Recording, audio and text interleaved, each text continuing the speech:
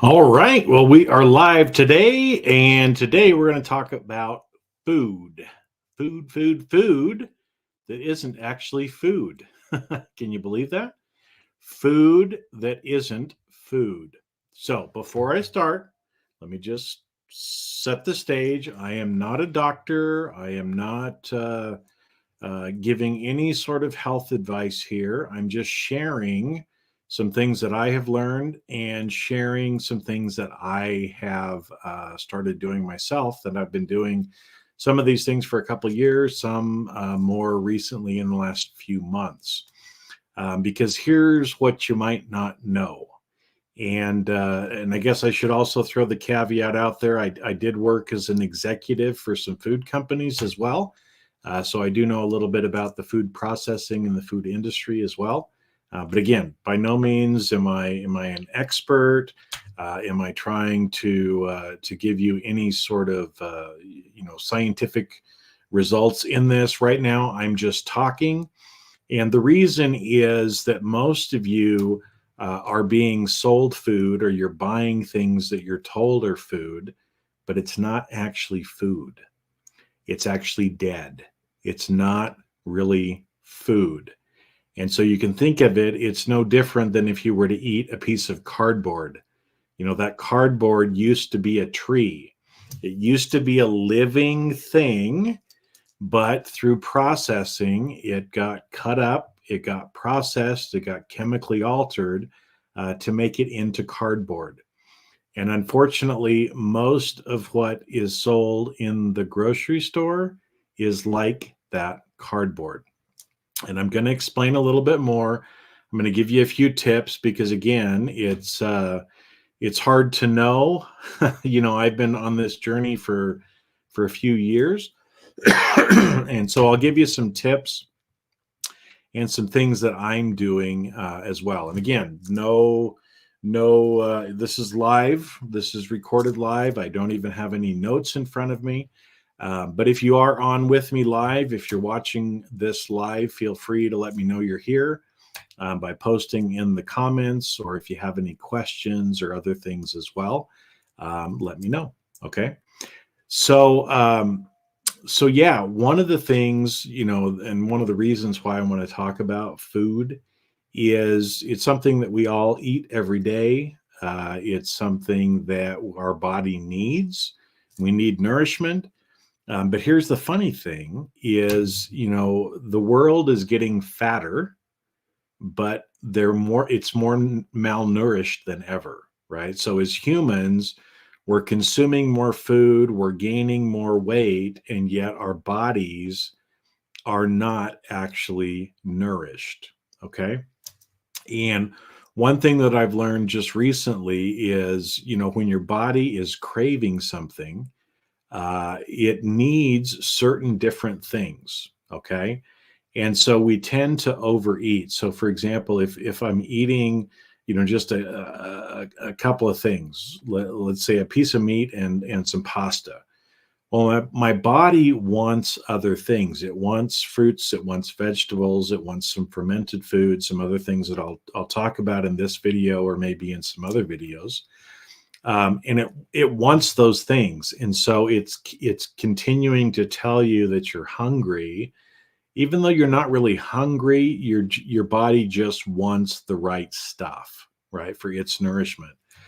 And so you can eat a whole box, a whole bag of pasta, and you can eat a whole half a cow. And the problem is, your stomach is going to feel full for a while, but you're not actually nourishing your body, because yes, there are nourishment in those things, but it's wanting some other things as well. And so one trick is, as you start to eat a lot of different things, incorporate more things into your eating, your body will be satisfied sooner, and in fact, you won't be eating as much either. And so again, some of you listening to me so far, some of you might be thinking, Jason, right? You're not a doctor, you're not a dietitian. What do you have any business talking about this? Well, the reason I'm talking about it is because this is one of the areas where I think people are being lied to. and you're being marketed to in a certain way to believe that you're buying something that you're not actually buying. Okay. And so I'll give you an example. Okay. I just recently bought a new little lap blanket because it's a little cold, and sometimes I like to have a little blanket over my legs. So I went out to Amazon and I was looking for a wool blanket. I wanted a wool blanket because it's warm, it's a natural fabric, right? And so I found one. It looked like it was a pretty good price. It looked like it was merino wool, so it was supposed to be soft. And so I bought it, and it came in the mail to me, and I opened it up, and it felt nice, but it didn't quite feel like wool. And so I pulled out I got the tag, and I looked at it, and sure enough, there was 25% wool and 75% polyester.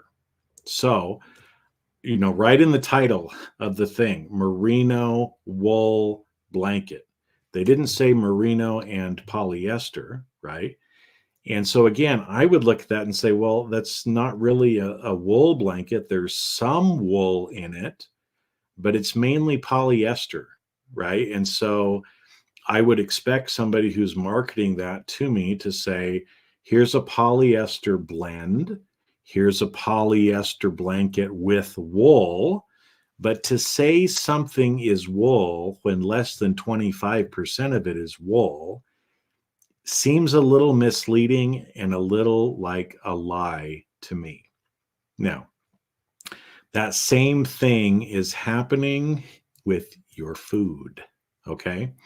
And so again, I'm just going to talk about a few basic things that I have done.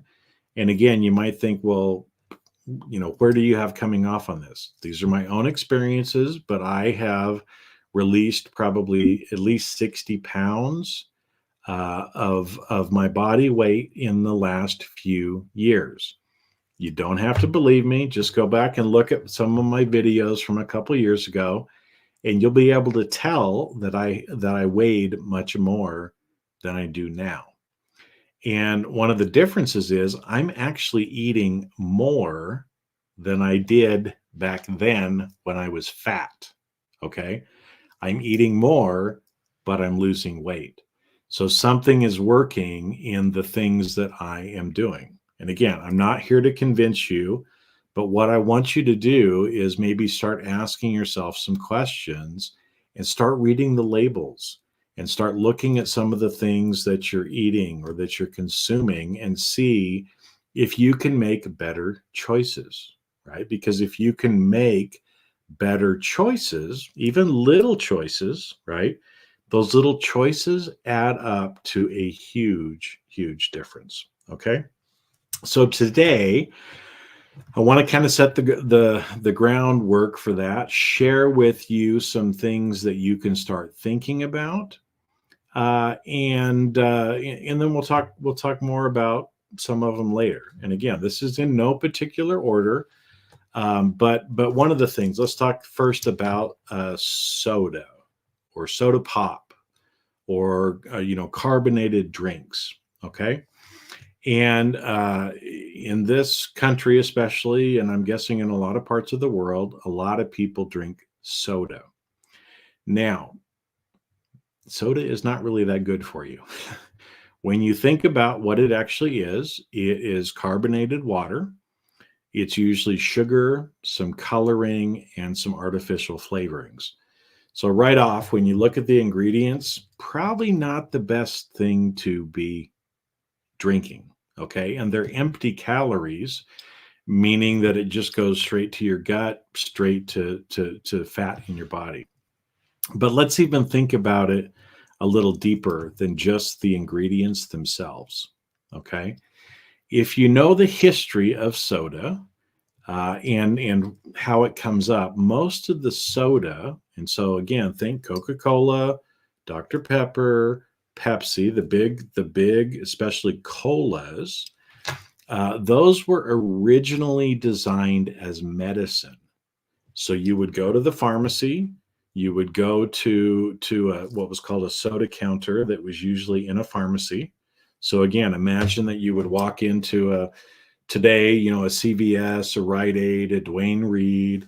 There would be a counter over on the side, and you would go over and you would order soda water. Okay. And again, it was medicine. It was medicine. It was designed as medicine, but the people making them found out that if you add a lot of sugar to it, people actually really like it and they'll drink it. And I can sell more of it, right? If I say it's a drink and not medicine. Okay. So that's the same as if, somebody who makes cough syrup decided, hey, yeah, we made this to be cough syrup, but we can sell a lot more of it if we tell people it's something else. It is a fabulous tincture to grow your hair. I don't know, whatever, right? Make up something. And then they start marketing it that way to other people. Well, what's the problem if you're drinking medicine every day? Your body gets used to it, and then it no longer, when you actually need the medicine, is it actually there for you. It would be the same as if you were taking antibiotics every single day, just in case, because your body would get used to it. And then when you actually needed, right, that medicine, your body would not accept it because it was already so used to it. Okay. And we've seen that even from an antibiotic standpoint, how a lot of the bodies are actually becoming resistant to it because it's been used so much. So, okay, that's soda, right? So if you're drinking a lot of soda, I would suggest not doing it, right? Now, I took that challenge myself, okay? And I don't drink soda anymore. And when I stopped drinking soda, I started losing weight significantly. Now, some people say, well, I just drink it for the caffeine because I need the little hit. Okay, fine. But there are other ways to get caffeine as well, if that's really what you're looking for, without having to put some of the other things in your body. Okay. And again, what is carbonated water? It's usually carbon dioxide mixed with the water, or it's sodium bicarbonate added to the water. Now, there's nothing wrong with sodium bicarbonate, right? That's baking soda. You can use that as an antacid. I put it in my coffee a lot of times because it raises the acidity level, and so it's not as acidic when I add that into it, right? But if I'm doing that every single day or taking large amounts of it, then that probably wouldn't be so good for me, would it? If, again, if you think about carbon dioxide being added to the water, as we breathe in, we're breathing in oxygen. And what are we getting rid of? Carbon dioxide, because our body doesn't need the carbon dioxide. In fact, it's trying to get rid of it in our breath. So if our body is trying to get rid of carbon dioxide by breathing it out, why would we choose to put something our body doesn't need back into our bodies? Okay. So that's a little bit about soda. Okay. Now let's talk about some other things. So here's the facts. Okay. Is processed food is processed.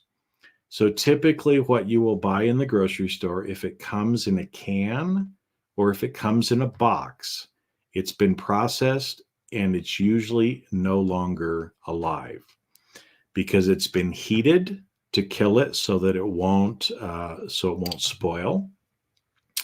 Or there's been sodium added to it, a significant amount of sodium. And there's usually, things that have been done to it in order to make it so that it's shelf stable, so that you can put it on the shelf and ship it all over the world. Okay. And again, you don't have to believe me, but let me share an example from my life. So one of the food companies that I worked for, we made a lot of potato products. In fact, if you've ever eaten French fries or hash browns in restaurants, the company I worked for probably made them. Now, the problem is, again, when potatoes come out of the ground, right, as soon as they come out of the ground, they will start to decompose. And most people don't like to eat brown potatoes. And so if you're going to store potatoes for a long time, unless you have a root cellar or some kind of a cool space, like I did when I was growing up as a kid, we could store potatoes for almost a year. But most people don't have that option. Most restaurants don't have the capability for it. And so they needed a way to modify the potato so that it could be stored and shipped all over the world and then prepared in the restaurant for people to eat. Okay. And so when I worked at this company, I went to what was called Potato University. So we had a big training company that actually showed us how we made French fry potatoes. And don't get me wrong, they're good. I like French fries. Okay, but here's the story behind it. Okay, is if I remember correctly, there are 11 different processes that we put the potatoes through in order to get them to a point that we could put them in a bag, freeze them, and ship them off. Okay. And part of that was to molecularly change the structure of the potatoes so that when they were in a frozen and preserved state, that they would still taste a certain way when the restaurant cooked it. And so again, I love potatoes. I grew up in Idaho. Okay. I love French fries. But I'm going to give you an example of some ways that you can make better choices. Okay.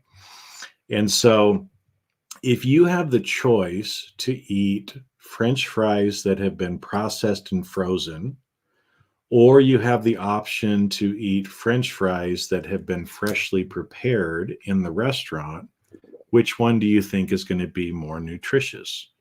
The one that was freshly prepared will provide you with more nutrition than the one that has been processed. And so as an example, and again, this is not an endorsement for any company or anything like that, but when I would go out to eat and go to a burger and fry place, I would choose to go to a place like In-N-Out or Five Guys that I knew were cutting the potatoes in the restaurant and cooking them right there, as opposed to ones that were frozen before, right? So this is where, again, can you start making some better choices, some better decisions to be healthier? Okay, so that's just one. Like I said, I'm gonna talk about a few today, and I'll share more later. Okay, but let's talk about again some of the packaging and things that you may not realize, or if you have the choice between a couple of different things, which option you may want to choose instead. So let's first talk about meat and fish, okay? Because again, what you're being told is not necessarily true. And so let's first start with fish, okay? So usually when you buy fish in the supermarket, whether it's frozen, whether it's fresh in the counter, and again, I'll tell you, fresh fish means it's only been frozen one time, because pretty much all fish, the minute it comes onto the boat, when they're fishing it, they freeze it. Okay. And then they'll send it wherever. And so like if you go to your grocery store and you see all the nice, what looks like fresh fish behind the counter, well, it's only been frozen one time. They de-thawed it and then they put it in the case. So obviously, the more times you freeze something, thaw it out, freeze it, thaw it out, the more it deteriorates in the quality. Okay, but again, if you're looking in the grocery store, if you're looking behind the counter, or if you're looking in the frozen section, there's a couple of phrases that you want to look for. Now, most of the time, because especially here in the US, a lot of you have to label things as they are. Okay, so there's a term called farm raised, and there's another one called wild caught. Okay, so let's talk about what the difference there is. Wild caught means that a fisherman went out into the ocean, went out into the streams, lakes, whatever, and caught the fish in their natural habitat. Okay. Farm raised means that the fish were grown in the equivalent of a feedlot for fish. So they're huge hatcheries where they hatch the fish. The fish all kind of live in this same tank together, and they're raised, they're fed food, right? Just like if you were feeding a dog or a cat food, they're fed food. They're raised until they get to a certain point, and then they process them and send them out. So let's think about those two. Would you rather eat a fish who was swimming around in the ocean, getting the food that they felt like was the right food for them? Or would you rather buy a fish that was raised in the equivalent of a feedlot that was swimming around in the filth of the other fish, being fed food that humans chose to feed them?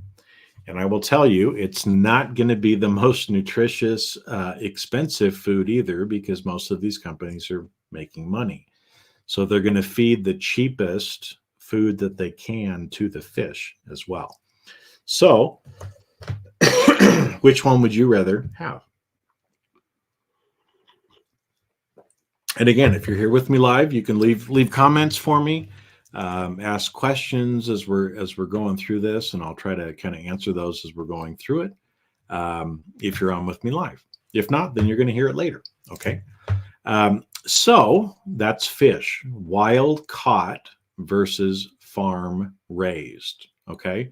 So for myself, I choose to only buy and eat wild caught seafood. Okay. Because again, in my opinion, in understanding what the differences are, I believe that it is more nutritious for me to eat wild caught than it is farm raised. But again, you make your own decision, because I will tell you, it's hard sometimes to find wild caught seafood.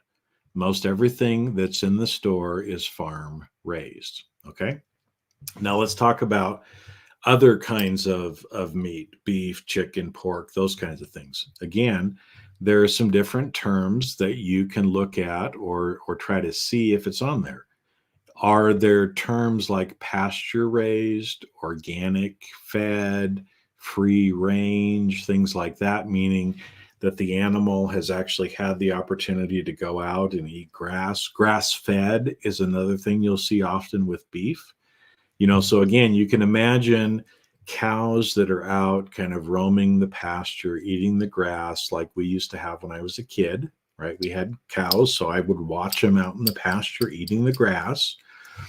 And that's what those terms mean. So would you rather eat a cow that had been in a pasture as a happy cow, eating kind of what it wanted and eating some hay that the farmer gave him too? Or would you rather, and usually they're silent on this, they don't tell you, but if it doesn't say that, it means that cow was raised in a feedlot, which again means they're in, close proximity to each other. They're literally standing in manure. Okay. There's no grass in the feedlot. They're literally standing in their own manure because that's the space that they have. They're fed food, again, that the feedlot gives them, and again is usually cheaper quality food because they're just trying to get weight gain as fast as they can. So again, there's a choice that you have to make as you're looking at some of the different food. Which kind of meat, if you eat meat or fish, do you want to eat? and you can decide, right? But now at least you're starting to understand and know some of the differences. Okay. Now, I realize that most of us live in urban areas, in towns. We don't grow our own food. We used to when I was a little kid. We used to have our own garden. And so, most of us rely on buying food from the grocery store. So I'm just gonna tell you some basic things that you can start to look at to make the best choices that you can when you go to the grocery store. So the first thing, if it's in a box or if it's in a can, that's probably not the best decision that you can make. If you can find things that are frozen or fresh, that's better than in a can or in a box. Okay. Because cans and boxes, they have to do things to the food to be able to preserve it.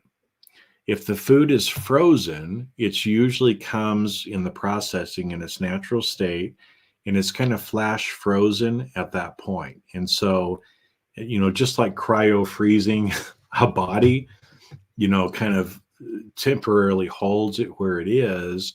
It's the same way with frozen food as well. Okay. And so, if you have the choice between frozen or a can, frozen's probably going to be more nutritious for you than in a can. But so that's what I choose to do. Usually fresh or frozen. Uh, but sometimes I have to buy canned or bagged or boxed items as well. But just realize that a lot of those things that are on the shelf in the middle of the store probably have a lot of preservatives in it. And so one thing you can do is you can try to buy the cleanest that you can, which means you have to look at the ingredients. Okay. And so what I do is before I put something in my shopping cart, I read what's in it.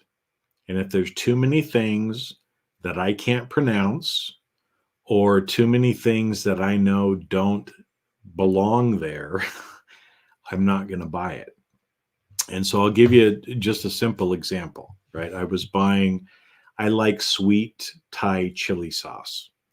And so I was in the store and there were 4 or 5 different options of Thai sweet chili sauce.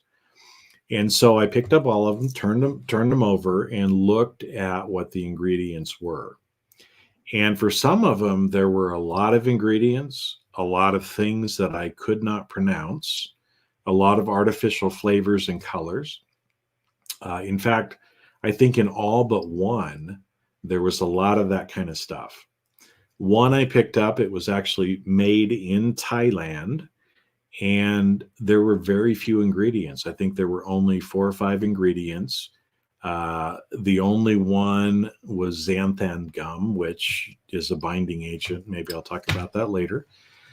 That is there to kind of make sure that the oil and the water doesn't separate.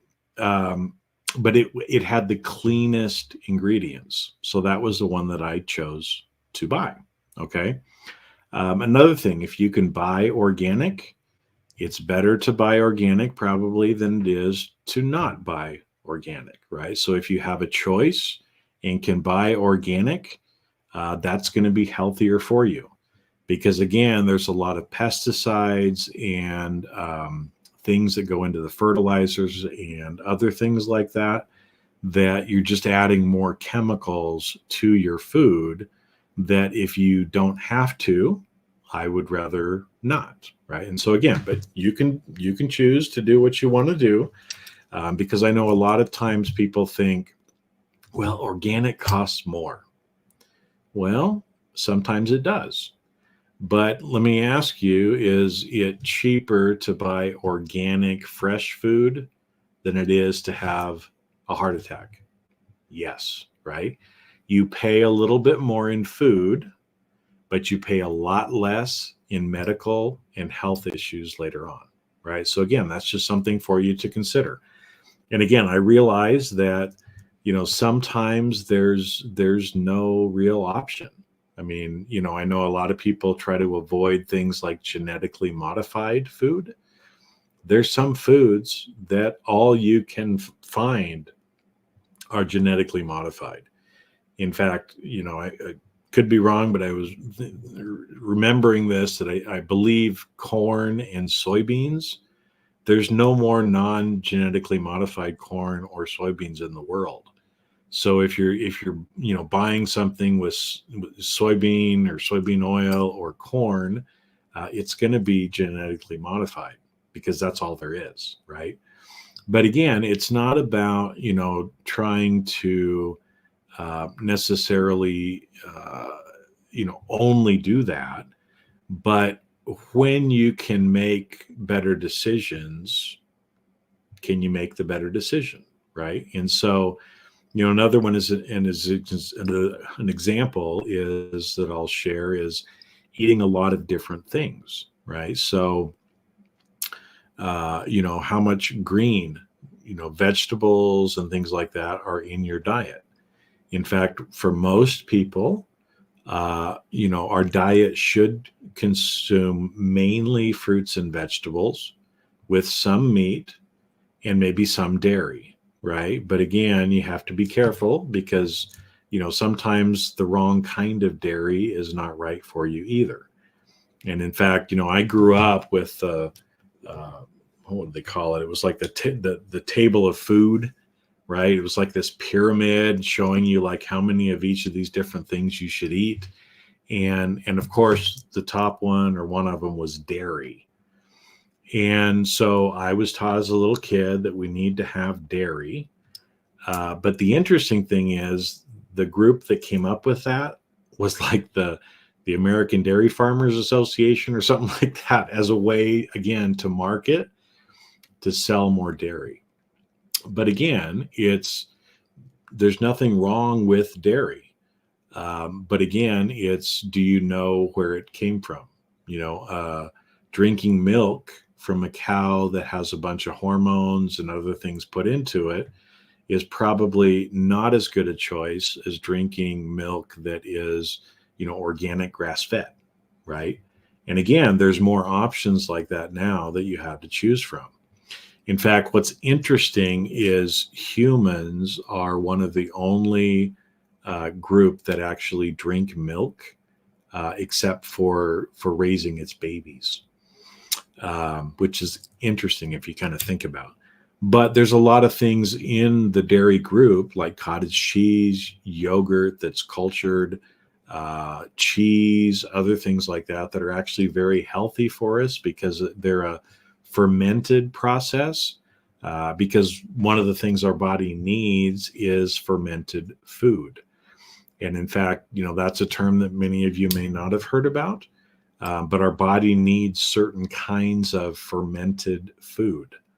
But we're taught, especially in America, that, if something is fermented, then it must be rotten and we have to throw it away. No, some of the things actually are very good for us. In fact, things like blue cheese, guess what? That's mold, right? But it's a good kind of mold, right? And it's a good kind of mold that our body needs. The bacteria and things like that are in things like yogurt. If it's a probiotic yogurt, is actually bacteria that we need, that our body actually needs, where we're told just in general, you don't want any bacteria in your body. Well, that's what most of our body is actually made up of, right? And so again, I've talked a little bit about some of the stuff, so far, but just to bring up to your awareness more that a lot of times the food that you're eating is not really food, right? Most of the people, if you look at what you're consuming, some of the biggest reasons why we're having health issues, why we're having obesity issues, is too much sugar, too much salt, and too much carbohydrates, right? Too much in the carbs, meaning pasta, like simple carbohydrates and simple sugars. Because whether you realize it or not, there's sugar or sweetener in a lot of the processed foods that you eat, right? In fact, if you turn it over, and here's another kind of either or, right? Because I know that, I like sweet. Okay. I have some chocolate. I usually have like a spoon of Nutella, if you know what that is. But that's really all the sugar that I have, except for the sugar in my creamer in my coffee each day, right? Because I'm not consuming soda. I'm trying to avoid sugars from anything else. Um, but if you have a choice, right? Again, if you have a choice between, high fructose corn syrup, which is a chemically modified sweetener from corn, high fructose corn syrup, not so good for you. In fact, in soda, usually they put in high fructose corn syrup instead of regular sugar because it's cheaper. But it also doesn't do very good things for your body, right? And so, again, if you have a choice between high fructose corn syrup or regular sugar is probably a better choice. If you have, an option for natural sweeteners instead, like monk fruit or stevia, maybe that's even better than sugar, right? Or just doing without the sugar, right? Because, like I said, I've cut out most sugar in my life as well. And anyway, so that's a little bit about that. Now, another thing probably to share with you today as well, and then we'll kind of wrap up. Because again, I could talk about this for days. In fact, I might talk about it for days. So, but another thing is the containers in which your food comes. Okay. Because whether you realize it or not, the contact the food has with the container that it comes in, a lot of times the residuals from that container will kind of contaminate or get into your food as well. Now, because it's cheap, most things are packaged in plastic wrap, plastic bags, plastic containers. Okay. And again, sometimes it's really hard to get away from plastic containers. But here's what I do is, most of the things that I buy, especially if it's produce, it's right from the produce area. And so there's no packaging on it, except for the little bag that you put the produce in to keep it, clean until you get home. And so I'm using a plastic bag there, but the grocery store I go to, they're biodegradable plastic bags. And so, I bring home the produce in them, save the bag. I use the bag for a dog poop bag too, right? So it's getting another use as well. So I'm reducing my imprint on the planet because of that. But I'm also controlling and keeping my food out of plastic as much as I can. Okay. And so if I have a choice, I will buy a product in glass instead of plastic. If I have the choice, right? I prefer glass because glass doesn't leach into your food like plastic does. And again, some of you might be saying, "Oh, plastic is not that big of a deal. People tell us that it's fine, that these all this kind of stuff, right?" Well, let's think about what plastic is. Plastic is oil. So, if you have a choice, would you like your food touching motor oil, or would you like your food touching sand or glass? I would rather have it touching glass if I can, right? But again, sometimes you can't do that. In fact, like one of the kimchis that I really like, I wish it was in glass, but it's in a plastic container. So what I do is buy it in the plastic container, bring it home. I have glass bottles that I use, and I open it up and I put it in the glass bottle as soon as I can. Because, while I can't, have anything to do with what the manufacturer chooses to send it in, I do have a choice once I buy it and bring it home. And so that's where, again, I usually will transfer things into glass as much as possible. In fact, even like, storage containers and things like that, I use glass ones instead of plastic for that reason as well. They're a little bit more expensive, but I'd rather not have my food touching that if I can help it, right? Now, with the containers, as well, what do, right? Well, when I buy the glass containers, and this is again just for my ecological, environmental consciousness, I save the glass bottles, and we use the glass bottles to put leftovers in. We use the glass bottles, for storage of other things. Even some of the plastic containers that we get, sometimes we can use those if it's a non-food grade item that sometimes I can use for a container for something else. But just another way that I'm trying to, or that I'm helping out the economy and trying to reduce the amount of waste that I have. Because again, if you look at a lot of the packaging and other things that we have, are there ways that you can make choices to lessen the impact on the environment from the packaging that you're getting? Maybe, maybe not, right? But again, just some things to think about. So anyway, so I've talked a little bit today, and I'm going to share more as well. So if you like this video, then make sure and let me know in the comments, send me questions, reach out to me, message me, because I've got a lot more that I want to talk about here, and I will. But at least for today, I just wanted to kind of give everybody some things to start thinking about. And again, I'm not here to convince you. You have to make your own decision as to what feels right for you.